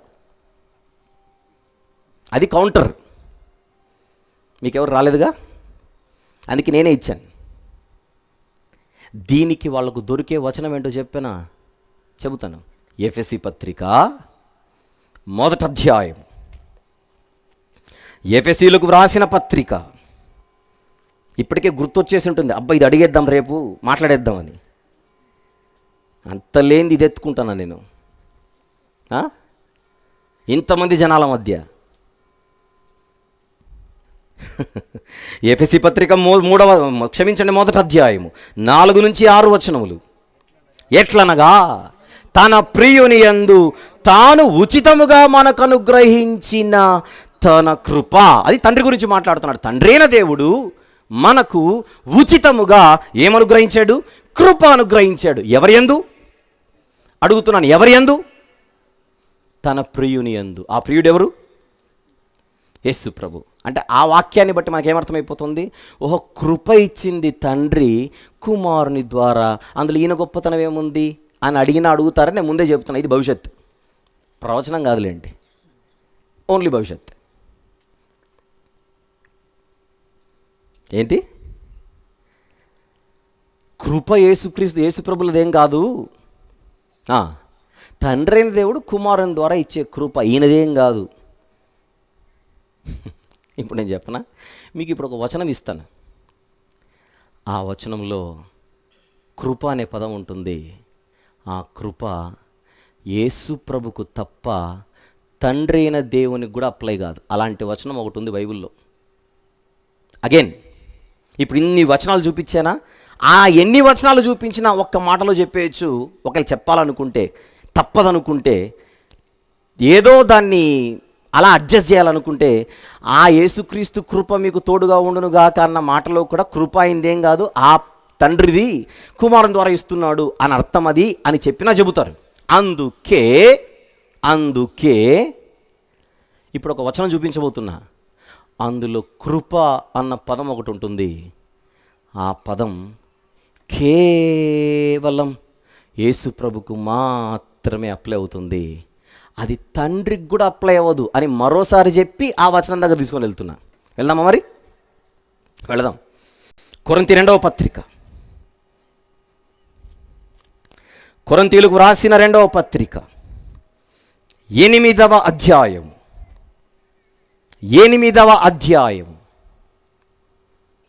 9వ వచనము చూద్దాం.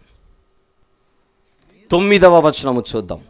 మీరు మన ప్రభువైన యేసుక్రీస్తు కృపను ఎరుగుదురు కదా. ఎవరి కృప? చదువుదాం మళ్ళీ. మీరు మన ప్రభువైన యేసుక్రీస్తు కృపను ఎరుగుదురు కదా. ఏంటా కృప? చూద్దాం. ఏమిటా కృప? ఆయన ధనవంతుడయ్యుండియు మీరు తన దారిద్ర్యము వలన ధనవంతులు కావాలనని మీ నిమిత్తము దరిద్రుడాయను. ఇది ఆయన మనందరికీ ప్రసాదించిన, చెప్పాలి, కృప.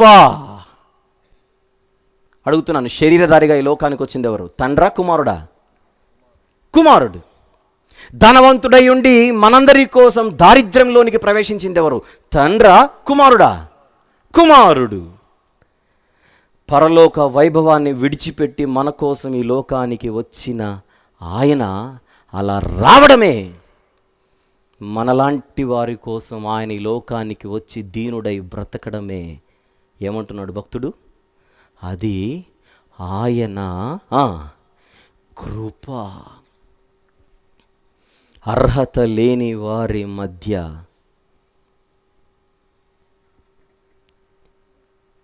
నరునిగా బ్రతకడానికి వచ్చిన కృప గలవాడు.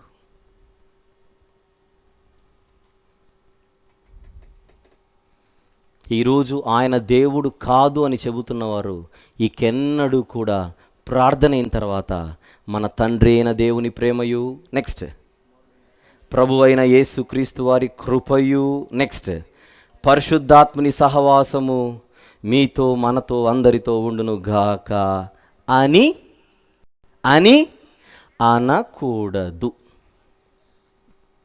అమ్మో, ఆమెనందాం అనుకున్నారేంటి? అనకూడదు. ఎందుకు? ఎందుకు? ఆయన దేవుడు కాకపోతే ఆయన కృప మనకెందుకు? సరదాగా మాట్లాడినా వస్తున్న కౌంటర్లు ఇవి, పిచ్చి ఆలోచనలు ఇవన్నీ. నేను మాట్లాడబట్టి ఒక 30 గంట అయిండొచ్చు. ఈ 30 గంట నేను చెప్పిన మాటలను బట్టి ఇప్పుడు అర్జెంటుగా డైరీలో ఈయన దేవుడని రాసుకోవడం మొదలు పెట్టకండి. నేను చెప్పకపోయినా మీరు దేవుడనే రాసుకోవాలి. ఏదో ఈడు చెప్పాడు రాసేసుకుందామని కాదు. ఆయన దేవుడని చెబుతున్నది నేను కాదు, ఆయన దేవుడని చెబుతున్నది దేవుని వాక్యం. ఇది నమ్ముదాం, ఇది నమ్ముదాం. దీనికి భిన్నమైనది నేను చెప్పినా నమ్మాల్సిన అవసరం లేదు, నేను చెప్పినా నమ్మాల్సిన అవసరం లేదు.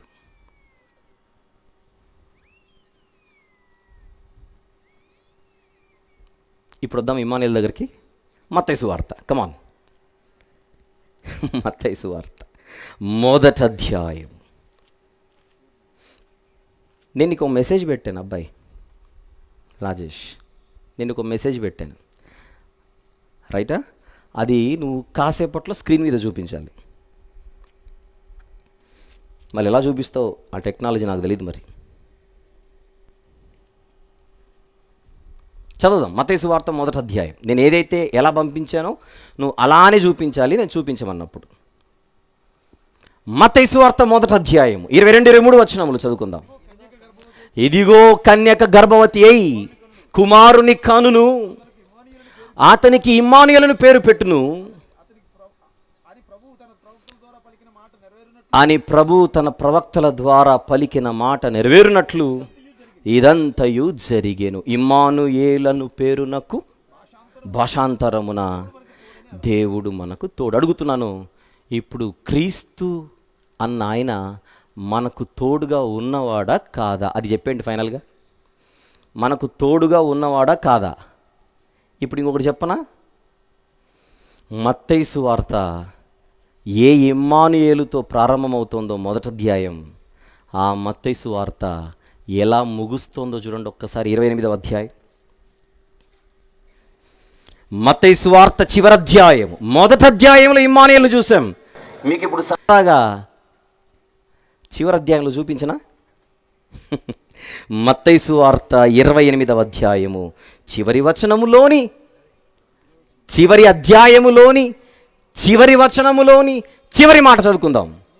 ఇదిగో నేను యుగ సమాప్తి వరకు సదాకాలము మీతో కూడా ఉన్నాను, మీతో కూడా ఉన్నాను, నేను మీతో కూడా ఉండువాడను, నేను మీతో కూడా ఉండువాడను. భక్తుల్లో ఎవరి గురించి నా మాట చెప్పండి? మనతో దావీదు అనే ఆయన మనతోనే ఉన్నాడు, భయం లేదు. ఇప్పుడు అంటానండి నేను సరదాగా ఒక మాట, ఈరోజు మనందరి మధ్య దావీదు గారు ఉన్నారు చూడండి, పారిపోరు.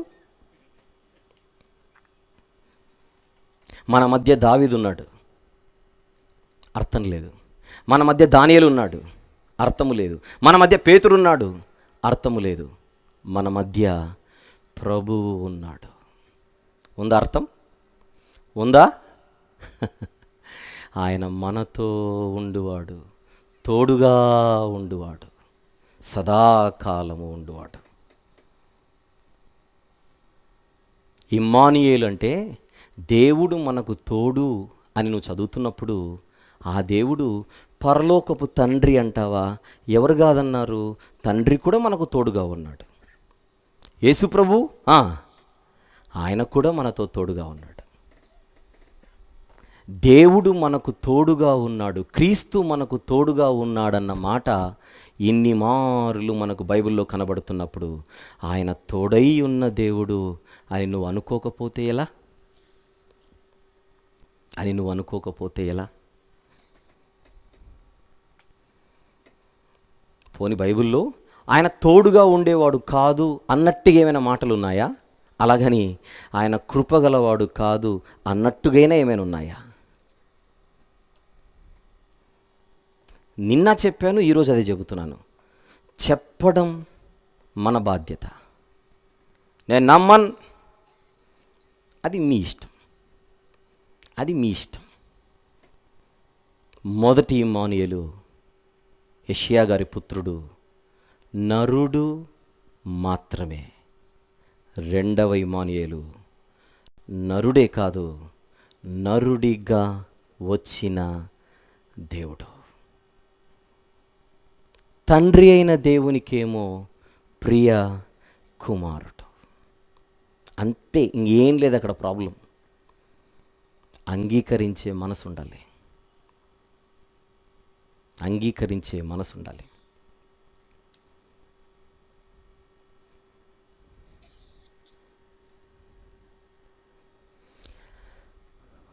పోతే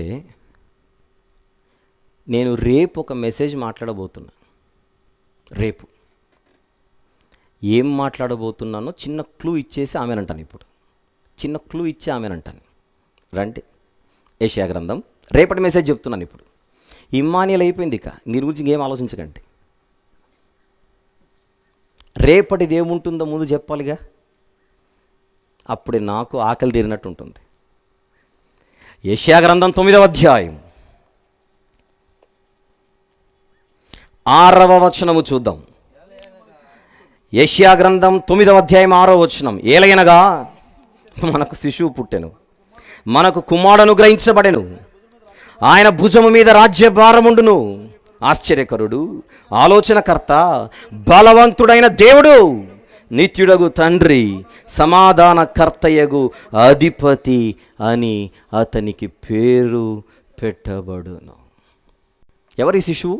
మీకు తెలిసిన నాలెడ్జ్ ప్రకారం చెప్పండి. ఈ శిశువు ఎవరు? ఏలైనగా మనకు శిశువు పుట్టెను, కుమారుడు గ్రహించబడెను. ఎవరి శిశువు? ప్రభు అయిన యేసుక్రీస్తు వారు. ఆశ్చర్యకరుడు, ఆలోచనకర్త, నెక్స్ట్ మాట చదవండి, బలవంతుడైన దేవుడు. బాగుంది. ఇప్పుడు చెప్పనులేండి, రేపు మాట్లాడుతానన్నానుగా, జస్ట్ చదువుకుందాం అంతే. బలవంతుడైన దేవుడు, నిత్యుడగు తండ్రి, సమాధానకర్తయగు అధిపతి అని అతనికి పేరు పెట్టబడును. దీన్ని అంటే మీకు సరదాగా ఒక చిన్న క్లూ ఇవ్వాలగా మీకు. మనోళ్ళు ఏం చేశారో చెప్పనా?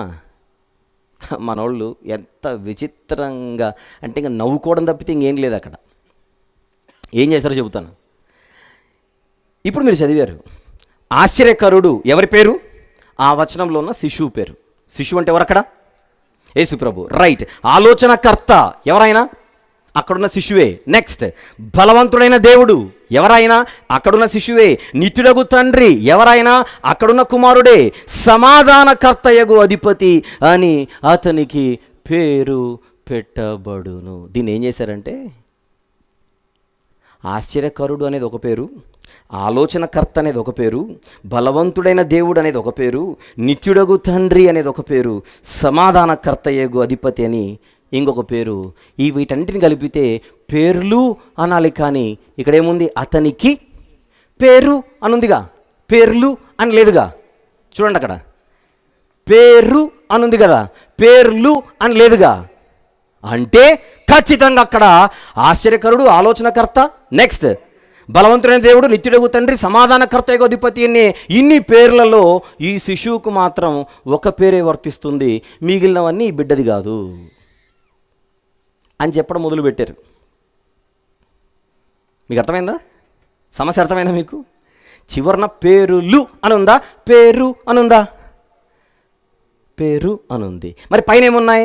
ఆశ్చర్యకరుడు ఒక పేరు, ఆలోచనకర్త ఒక పేరు, బలవంతుడైన దేవుడు ఒక పేరు, నిత్యుడగు తండ్రి ఒక పేరు, సమాధానకర్త అధిపతి ఇంకొక పేరు. ఇన్ని పేర్లుంటే చివరిన పేరులు అని ఉండాలిగా. పేరు అని ఎందుకుంది? అందుకే అందులో ఒకటి మాత్రమేనది, మిగిలినవని ఆయన కాదు అని ఒక్కటి మాత్రం ఆయనకి ఇచ్చారు. అమ్మ పెద్ద మనసు చేసుకున్నారు. అదైనా ఏమిచ్చారో చెప్పనా? సమాధానకర్తయగు అధిపతి మాత్రమే ఈయన, ఇక పైన ఉన్నవి ఈయన కాదు. పైన ఏమున్నాయి?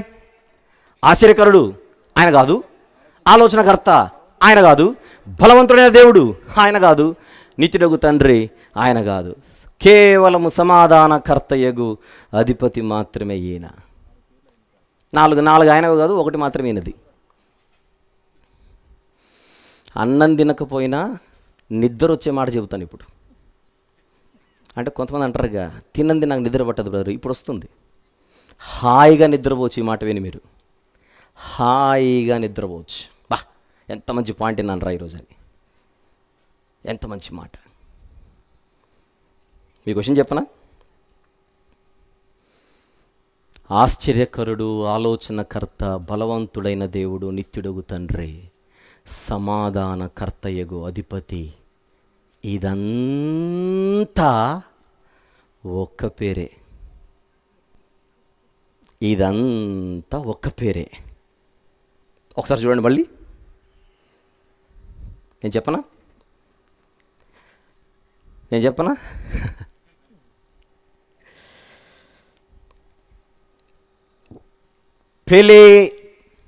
పెలే Yoez El Gibbor Abi Atsar shalom.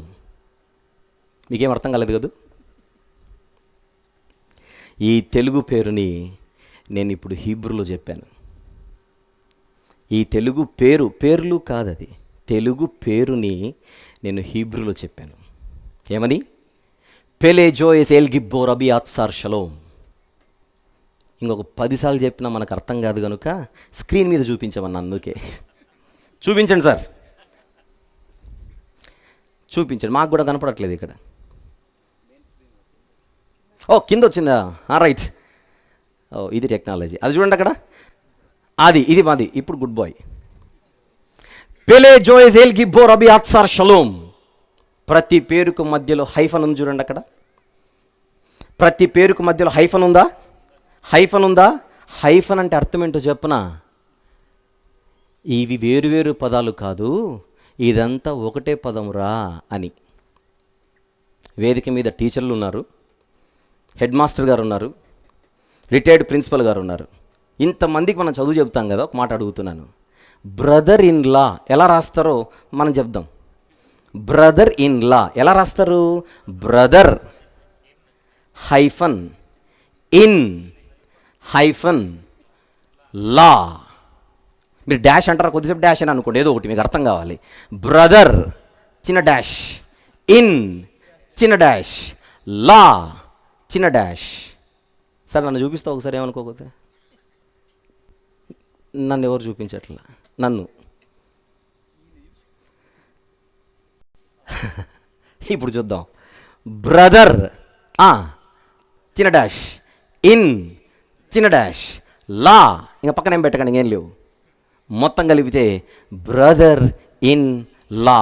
ఇప్పుడు ఈ మూడు వేరువేరా ఒకటేనా? ఈయన నా బ్రదర్ అండి, ఆయనేమో ఇన్ అండి, ఆయనేమో లా అండి. అంతమా? ఈయనేమో బ్రదర్ అండి, ఆయనేమో ఇన్ అండి, ఆ దూరానున్నాడే ఆయన లా అండి. బ్రదర్ ఇన్ లా మూడు వేరు పదాలు కాదు. It's a unit of 3 words. ఏంటది? It is a group of 3 words, a combination of 3 words. వీటిని కాంపౌండ్ నౌన్స్ అంటారు ఇంగ్లీష్లో. సార్ ఏమంటారు? Compound nouns.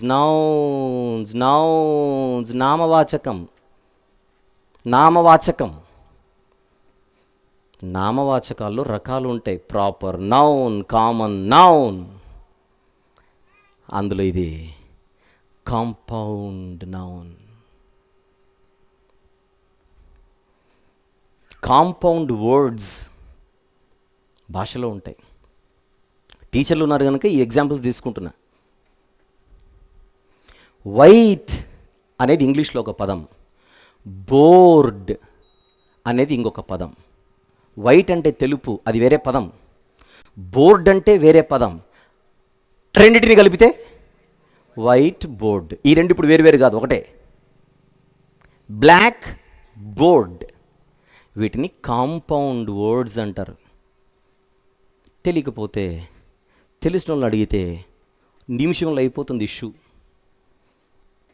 దానికి మాటలు ఎందుకు, వీడియో ఎందుకు, యూట్యూబ్ ఎందుకు ఇవన్నీ పంచాయతీ?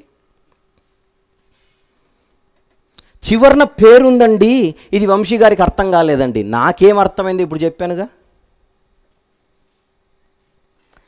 నేను ఒకరోజు వాక్యం చెబుతూ, ఆయన మనకు ఆశ్చర్యకరుడు, ఆలోచనకర్త, బలవంతుడైన దేవుడు, నిత్యుడగు తండ్రి, సమాధానకర్త అధిపతి అని చెబితే చూసారా ఏం చెప్పాడినా చివరన పేరు అనుంది. ఇన్ని తీసుకొని ఆయనకు అతికించేశాడు. అన్నీ ఆయన కాదుగా, సమాధానకర్త అధిపతి మాత్రమే ఈయనది. ఇది కూడా వంశీ గారికి అర్థం కాలేదు. వంశీ గారికి ఏమర్థమైందో చూపించానుగా.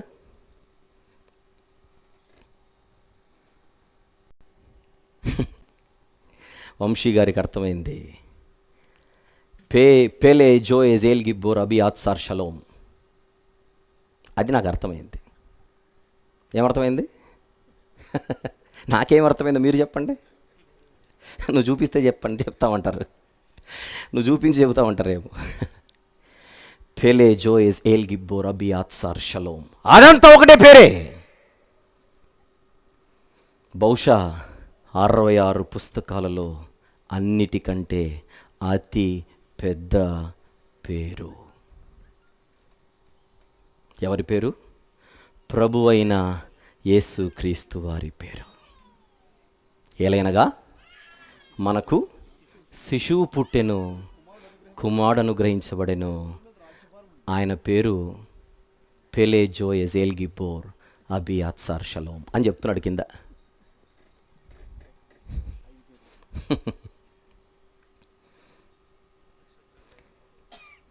ఎలా చదవాలో మీకు అర్థమవుతుందా బైబిల్? అందుకే ఇవి వాక్యపు పండుగలు. ఊరికనే పెట్టలేదు, టైటిల్ ఏదో బాగుందిరా, ప్రాస బాగుంది వేసేద్దామని కాదు. ఇక్కడ గొప్ప సంగతి ఏంటంటే, ఇంత మంచి వాక్యాన్ని ప్రజలకు అందించడానికి ఒకప్పుడు ఉండ్రాజవరంలో, ఈరోజు చిక్కాలలో 100కు 100% సహకరించిన హెడ్ మాస్టర్ గారికి సభ తరపున నా ధన్యవాదాలు తెలియజేస్తున్నాను. వండర్ఫుల్. దేవుడు ఆయనకి ఇచ్చిన మంచి మనసు, అలాంటి మంచి మనసున్నవారు ఈరోజు ఈ పనులలో కనబడుతున్నారు కనుకనే ఈ ప్రయాసకు దేవుడిస్తున్న అద్భుతమైన ప్రతిఫలం.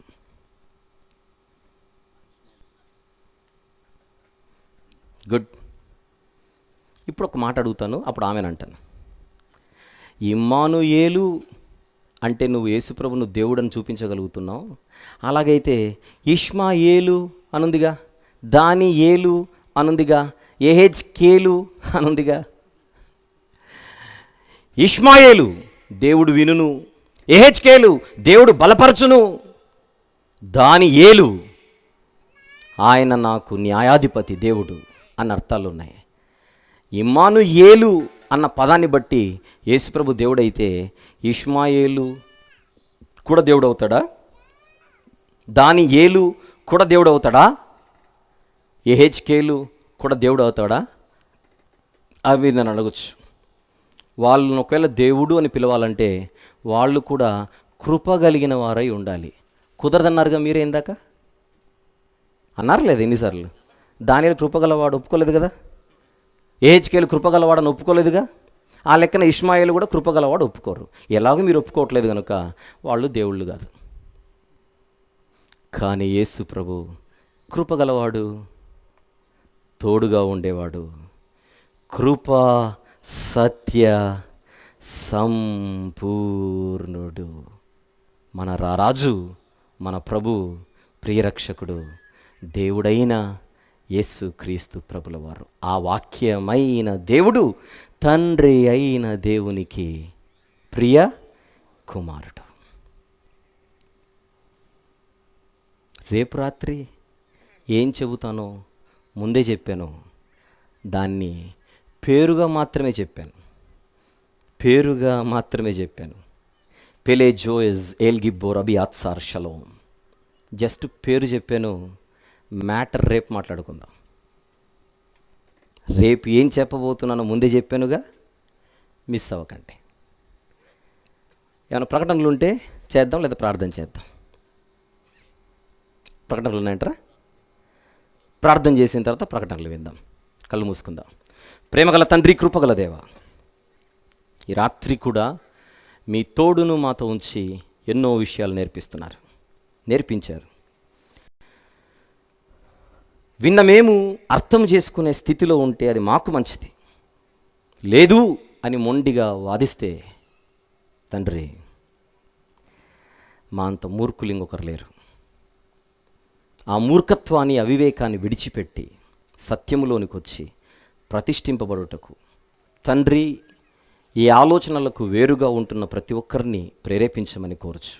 వారిని ప్రేమిస్తూ ఈ మాటలు మీ పిల్లల ముందు ఉంచుతూ, మీరు చేసిన సహాయాన్ని బట్టి మీకు స్తుతులు చెల్లిస్తూ, స్థానిక అధికారులు ఈ సభల కోసం వారు చేసిన ఇంత గొప్ప సహాయాన్ని వారిని జ్ఞాపకం చేసుకుని రావాల్సిన ఈవులు అనుగ్రహించమని వేడుకొనొచ్చు. ప్రత్యేకించి హెడ్ మాస్టర్ గారి కోసం, తన కుటుంబం కోసం, తోటి ఉపాధ్యాయుల కోసం, స్థానిక అధికారుల కోసం పేరు పేరున జ్ఞాపకం చేసుకొనుచున్నాము తండ్రి. ఈ సేవలో వారిని సాధనాలుగా మీరు వాడుకున్నందుకు కృతజ్ఞతలు. రేపటి పగటి వేళ, రేపు రాత్రి కూడా మీకు మహిమకరంగా తండ్రి పరిచర్య అంతయు జరుగులాగున సహాయం చేయమని మీ ప్రియకుమారుడు, మా నాథుడైన యేసు ప్రభుల వారి పవిత్రమైన నామములో ఈ ప్రార్థన విన్నపములు మీ పాదాల చెంత సమర్పిస్తున్నాము తండ్రి. ఆమెన్. తండ్రి, కుమార, పరిశుద్ధాత్మల ప్రేమ, కృపా సహవాసములు చేరిన మనందరితోనూ సర్వలోకములో చెదిరి ఉన్న సకల పరిశుద్ధులతో సదాకాలము తొడై ఉండును గాక. ఆమెన్. దయచేసి గమనించండి.